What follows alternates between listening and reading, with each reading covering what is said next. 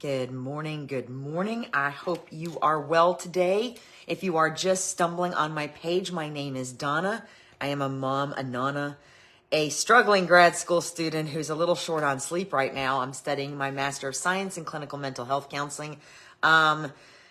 Desperately in need of a run when I get done here today. Jazzerciser, and lover of all things wellness related, which is why I started Wellness Wednesday. Was to share my story, my journey in recovery for anxiety and depression, and recovery from anxiety and depression. Sorry, little distraction. I have a hummingbird on the feeder right outside my window, and it doesn't seem to be bothered by my voice, which is unusual. All the windows are open. It's just a beautiful thing. In any case, yeah, so my brain, if I struggle to make words, it's because I've been spending a lot of time studying and writing papers and completing assignments. Good morning, Miss Kayla. So if you're here, let me know you're here. And if you don't see this till afterwards, hit hashtag replay in the comments. So I hope you enjoyed last week's Wellness Wednesday. I'm drawing a blank at the moment. I'm going to struggle to make words this morning. But if you didn't see it, please let me know, and I will drop the link to last week's episode in the comments. My notes here say travel edition, but I feel like that was actually 2 weeks ago, which means I've completely... Oh, yes. Last week was bizarre ways to improve your mental health. That's right. So if you didn't see that, it's there on my page. Just scroll back a little further, go to the videos tab on my profile, or ask me and I'll tag you in it, or drop a comment or drop a link in the comments for this one. Today, we're going to talk about spirituality, though. When I was thinking about today's topic, for some reason, spirituality came to mind. And I don't know that I really understood the definition of spirituality either when I started researching this topic for today. So I'm going to talk about spirituality, which is not religion, because while they aren't the same, I'm going to touch on religion a tiny bit. But while they're not the same, they are also not mutually exclusive. But we are going to focus on spirituality today, and hopefully I can help you understand the differences a little better, like I understood the differences a little bit better this morning. So the definition of spirituality as it relates to wellness is this. Spirituality is about seeking a meaningful connection with something bigger than yourself, nature, the universe, a higher power, etc. It typically involves expanding your sense of purpose or search for meaning in life, or searching for meaning in life. Now, I don't touch on, there's certain things I just don't touch on Wellness Wednesday, politics, negativity, and I'm very, very careful with religion because I want to be respectful of everybody that is here, or anyone who watches at any point in time. So again, it looks like I'm having wireless connection issues this morning, so I apologize if there's any breaks in the broadcast. So the bottom line here, and we're going to get into this in just a minute, is that you don't have to be religious to be spiritual, and you don't have to be spiritual to be religious. So let's talk about that. So what are the differences between spirituality and religion? Spirituality is generally a broader concept that includes things like, where do I find meaning? How do I feel connected? And how should I live? There's a mountaintop quote that I've gone and lost, and it might take me a minute to find it. Hold on just a second here. I'll go back to that. Yeah, it's gone. Okay, so anyway, so spirituality is a broader concept that talks about meaning and connectedness and how should I live, whereas religion is more about what's right and wrong, what's true and false, and is a little more focused sometimes on what practices, rites, and rituals do I follow. It's also sometimes referred to as codified or codified, however you pronounce that, in your world, spirituality, which means it still has the components of spirituality, but it follows rules, if that makes sense. Whereas spirituality by itself doesn't necessarily have rules. You determine the rules as you go based on how you feel and your awareness. So clear as mud. I'm not sure what I did with that quote, so I'll find it later and I'll drop it in the comments. It has to do with a mountaintop. And it has to do with like standing at the top of a mountain and and being in awe of everything around you. But like I said, I'm not sure what I did with it, so I will drop it in the comments when I'm done. So religion, like I said, is more like a codified spirituality. Picture religion and spirituality like two overlapping circles. And in the middle of that overlap, so two circles that evenly overlap, you guys, I think it's commonly referred to as Venn diagram type stuff. And in the middle, the commonalities between the two are belief, comfort, reflection, ethics, and awe. So, again, they don't necessarily need one another, but there is an overlap there, and they very often augment each other, if that makes sense. So those are kind of the differences and the similarities between spirituality and religion. I'm not even going to dig into religion because there's so many different kinds and so many different aspects, and I just don't know enough about the topic to open my mouth. But I do know a little bit about spirituality. I just didn't realize I did until I actually started researching it. I think it's amazing how we can kind of stumble into this stuff, excuse me, and not really know what we're doing until we've already been doing it for a while, right? So it's important also to note that all religions do emphasize components of spiritualism. That's why there's that overlap. Spiritualism is involved in religion. However, as I said, you can be religious without feeling a deep connection or where you're just practicing the rituals and the traditions that come along or the rules that come along with that particular religion and not actually feeling that connection, which means you can experience religion without spirituality just as much as you can experience spirituality without religion. So, what is the connection between spirituality and health and wellness? Well, studies associate spirituality with an increased quality of life and found that it contributed significantly and as much as 70% in cancer survivors, which is amazing. So there's a huge, profound impact. And we apologize, my internet keeps telling me it's trying to reconnect. I'm not sure what the issue is today. So I'm just going to smile about it and keep going. In any case, we've talked about this before, about the direct impact that your physical health and wellness. And that is also that's why it helps older adults better cope with stress and negative feelings. Now, the article I read was specific to older adults. I'm pretty sure with stress and negative feelings like being upset because it keeps telling me the wireless connection is almost gone. So, if you're experiencing breaks or any kind of weird stuff going on, I'm not sure what's going on with my internet this morning. In any case, it helps older adults, and I believe all adults, better cope with stress and negative feelings. Stress linked to health markers. As we know, stress is linked to health markers such as blood pressure and depression. So if we can reduce stress, we can reduce a lot of blood pressure and depression problems, right? Stress response equals nervous system response. And that means a huge release or too much release of cortisol and adrenaline, which then in turn affects our organs, our sleep, our immune systems, and all of it. So there you can see very clearly there is a direct link, not just to your mental health, but to your physical health as well. So spiritual people are more likely to make healthy choices. And engage in preventative habits like wearing seatbelts and taking vitamins and drinking less and smoking less and all those things. And it is definitely associated with less depression, less suicide, and less substance abuse, probably because of that preventative factor where people that are more spiritual tend to make healthier choices and engage in more preventative habits. So how do we practice spirituality?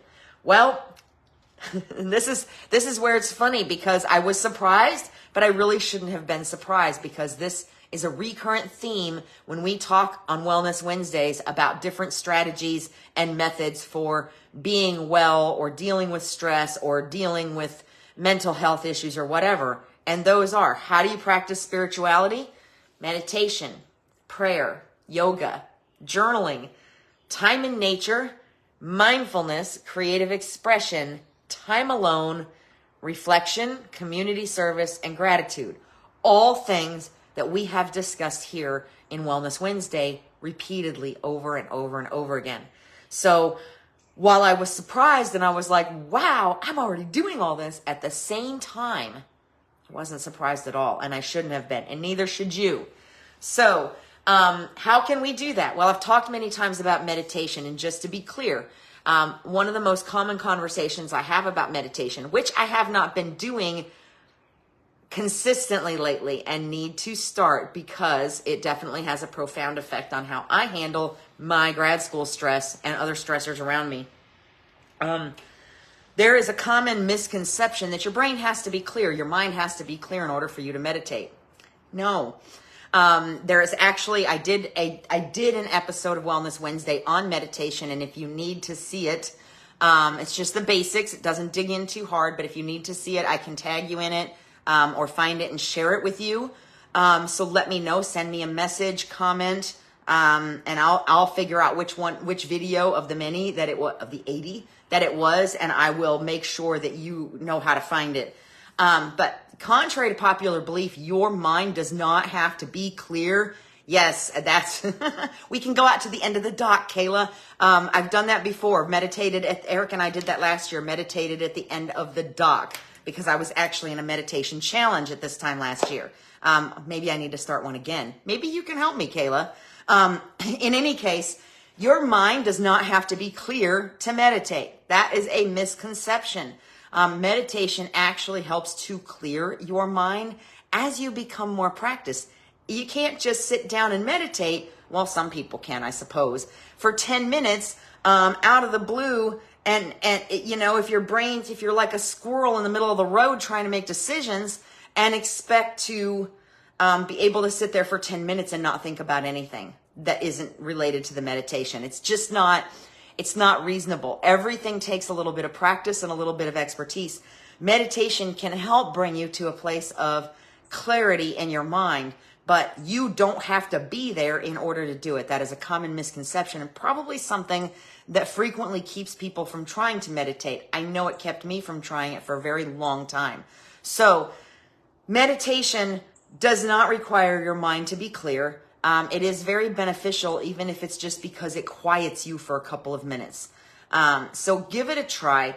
1 minute, 2 minutes, 3 minutes, where you just focus on your breathing and let whatever thoughts are going on fly, but focus on your breathing and maintaining whatever comfortable position you are meditating in, etc. It doesn't have to be scary. So how else? Prayer. Again, there's that religious component again. There's that overlap. You don't have to be religious to be spiritual. You don't have to be spiritual to be religious, but it helps. It helps. Really, if you're participating in church and religious activities and rituals and you're not feeling a bigger connection, that's probably something that needs to be worked on. I do feel like one needs the other, but it also depends on how you define religion, and we're just not going to go there. But in any case, prayer, whatever your beliefs are, I 150% believe in God. Whatever your beliefs are, I respect you. I'm accepting of that. And prayer or quiet reflection or conversation with that belief, with that entity, is between you and them. And prayer is definitely a component of spirituality. Yoga is a component of spirituality because it teaches us to be aware of our body. It teaches us breathing techniques to help to calm us and to reduce stress. Journaling, grad school. I'm going to school for my Master of Science in Clinical Mental Health Counseling, and I have had my trigger journal out more since I started these classes than I ever had when my business coach recommended it to me to determine what my triggers were so I could work through them. Y'all, grad school, any kind of studies in psychology or mental health, if you've got, it'll help you work through them. But journaling is very, very helpful because you can make notes about the things that are bothering you and you can kind of flesh them out. And for a lot of people, writing is very therapeutic, which is why journaling is beneficial. Also, if you go way back to the days of the traditional psychotherapy, word association was involved in journaling. So sometimes if you're struggling to remember a memory that you want from when you were younger, sometimes starting to write about it can kind of build into other references, but through word association that can help you. So journaling is definitely a way to learn about yourself and practice spirituality. Time in nature, I can't stress this enough. Time in nature, just like enjoying my little hummingbirds outside the window. I've really enjoyed the fact that it's been cooler and less humid the last few days because we've had the windows open. So I've been able to hear and see the birds much more. And it's very, very calming to me. But time in nature kind of comes along with something that's known in spirituality. Good morning, Miss Elsa. I was just kind of talking about you. In regards to my trigger journal and how often it's been out since I started grad school. I'm glad you joined us. In any case, awe is a feeling that's quite often associated with spirituality, because awe has to do with being aware and being appreciative of what you're experiencing, which is why I get such a silly smile when I see the hummingbird on the feeder outside. Has to do with that mountaintop quote I talked about earlier. Awe is true, and there's even a quote, there's even a passage in the Bible that talks about looking at things with awe like little children. Thank you, Miss Elsa. So awe is a super important part of the spiritual journey, because if you can allow yourself to feel awe and joy when you take in the things that are around you, then you can truly feel gratitude and appreciation for this as well. So reflection, community service, all those are ways to, if you're not a meditator, if you're not a journaler, if you're not a prayer, then you can sit and just have quiet reflection about the things that need the reflection, about those greater existential questions that you have, like what is my purpose, community service, and of course gratitude. These are all things that we've discussed multiple times with mental health and wellness. Gratitude, as you all know, is one thing that was a huge for my journey, that took me practicing gratitude and becoming more appreciative of what was around me and what I had. Definitely changed the game for my mindset and helped to bring me from a place of feeling trapped and miserable, where my life, to a place where I truly felt like I had control and that I could do and be and whatever, anything I wanted, and that I had more control over what was going on in my world than I ever thought before. So, again, all of these things are things we've discussed with mental health and wellness. So it should be no big surprise that these are coming up in what we're learning about spirituality as well.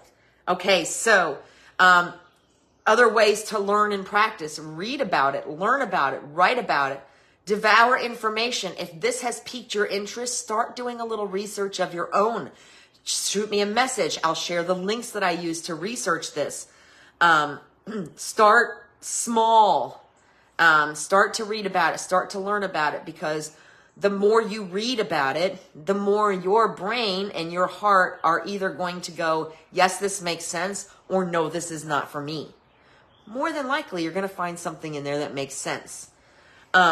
Because if you found something in what I'm talking about that made enough sense for you to pick up a book, then absolutely this is something that you're going to find a fit with in one form or fashion. So how else can we practice spirituality? You're probably thinking, Donna, you just listed off like 10 things: meditation, prayer, yoga, journaling, time in nature, mindfulness. I'm going to have to quit my job just so that I can do all these things. Hold up. Start small. Don't put a lot of pressure on yourself. I am the queen of putting pressure on myself. Start small. When I started meditating daily, and again, my consistency is off. So like Kayla just mentioned, about meditating over the weekend. There's a fishing tournament we're putting together. And last year I was in the middle of a meditation challenge with I think the challenge itself was actually over in my VIP group. But at this time, at that point, I had passed something like 30 or 45 days meditating daily. And I started at 3 minutes a day, and I was up to like 8 or 9 minutes a day. So there was just no way I was not meditating. I actually fell off that wagon when I got sick last year, and I just haven't made the time. Notice I said made the time to get back on that track daily. And I need to. In any case, so we had gone down, Eric and I had gone down to the end of the dock at nearly midnight to get this meditation in. So the point here is start small. Pick one of these things. This laundry list of 10 things that you're thinking, oh my gosh, I'm going to have to retire, quit my job, whatever, just to be able to do all these things in a day. Don't do that to yourself. Pick one thing. Start small. Whether it's daily prayer, whether it's, for me, praying is basically an all day long, off and on conversation with God, kind of like when I text my friends and my daughter, you know what I mean? It just kind of happens all day, off and on. But there was a point in my life where I really, really felt a strong pull, not a strange pull, but a strange too, to actually, sorry y'all, 2 days open windows, where I actually felt a pull to actually hit my knees in the morning, to actually physically become part of my praying instead of just mentally. And that's where it started. It kind of started really small with just a daily, before I left the house, making sure I hit my knees in my closet. My closet's awesome. If you've heard me talk about it before, you understand where I'm going with that. Meditation, same thing. It started out as you know what? Might be time to do that again in my VIP group. It started out as a meditation challenge in my VIP group where we started out with like 1 minute a day and then gradually upped it. And then when we got to 5 minutes, I kind of left it at 5 minutes and let people choose if they wanted to increase from there. But I continued to increase. So again, start small. Take a 10-minute walk outside every day if the nature thing gets your attention. Creative expression, that means making a few minutes to do something like color or draw or write a few minutes every day without distractions. That means put the phone down. Me too. Just start small. You can pick one thing to incorporate daily, and before you know it, here comes the hummingbird again, and before you know it, it is going to be kind of ingrained as a habit. And then you can start working on maybe a couple of these other components. So read about it, learn about it, start small, pick one thing to incorporate daily. Set kind of a SMART goal that says, I'm going to do this, I'm going to do X, I'm going to meditate for 2 minutes a day, every day for the next week. And you might be surprised at how much it will help you, especially as you start doing it more and more. And then it becomes like hey, I've been doing this long. Why would I stop now? And you'll start experiencing the positive effects of it. I promise. My journey, we've kind of already talked about that. Meditation was tremendously helpful for me.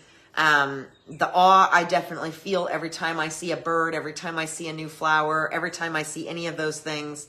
The awe is definitely there. The awareness, we talked about the mindfulness a few weeks ago. If you need the link to that mindfulness workbook that helped me really start to understand my anxiety and my negative thought patterns, I'm happy to share that with you as well. Gratitude, gratitude, gratitude. I can't stress gratitude enough. Every single day, no matter how bad the day is, find something in it to be grateful for. And of course, serving, community service often leads to us finding some kind of purpose. So that is how you begin to practice spirituality. And you might be surprised at where some of that can take you. So remember, I'm going to wrap this up because I don't want to keep you too long. I know this is just kind of an overview, which is what most of these are intended to be. It's just to kind of spark some interest, hopefully teach you a few things you didn't already know. And a lot of times you guys drop comments I learn from you too, which is the most important part of this whole idea of Wellness Wednesday. So remember, start small. If all else fails, always start with diet, exercise, and gratitude, because those are three things that can tremendously affect your physical and mental health in a hurry. In a hurry. I know that multiple times you've probably heard me say, if I'm foul because I've had 2 or 3 days where I'm just not eating right, I'm just not getting any exercise. I'm pretty close to there right now because I've been trying to do grad school assignments, so I haven't exercised. I haven't worked out at all since like Saturday. No, that's not true. A little bit on Monday. And I'm starting to feel it. My brain's just not working right. I'm struggling to make words. I'm overreacting to things, so I know it's time. So, like I said, if all else fails, start with exercise, diet, and gratitude. Take a 10-minute walk every day. That gets you out into nature.